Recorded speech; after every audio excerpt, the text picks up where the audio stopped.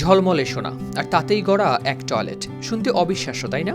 কিন্তু সত্যি। বিশ্বের সবচেয়ে আলোচিত শিল্পকর্মগুলোর একটি ইতালীয় শিল্পী মাউরিজিও ক্যাটেলানের তৈরি 18 ক্যারেট বিশুদ্ধ সোনা টয়লেট। নাম তার আমেরিকা।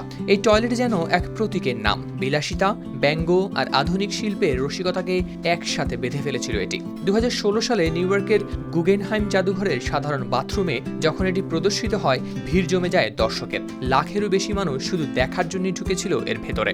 যদিও কেউ কেউ ব্যবহারও করেছেন, কারণ এটিকে তৈরি করা হয়েছিল এমনভাবে যেন মানুষ শিল্পের সঙ্গে একদম বাস্তবভাবে যুক্ত হতে পারে। কিন্তু 3 বছর পর ঘটে সিনেমার মতো এক ঘটনা। 2019 সালে ব্রিটেনের ঐতিহাসিক ব্লেইনহেইম প্যালেস থেকে মাত্র 5 মিনিটের মধ্যেই চোরেরা অদৃশ্য করে ফেলে এই সোনা শিল্পকর্মটি।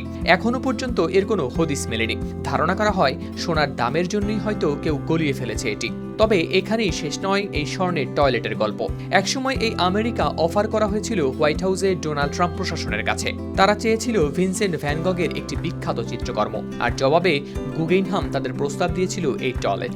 একেবারে রাজনৈতিক ব্যঙ্গের মতো শোনালেও ঘটনাটি কিন্তু পুরোপুরি সত্যি।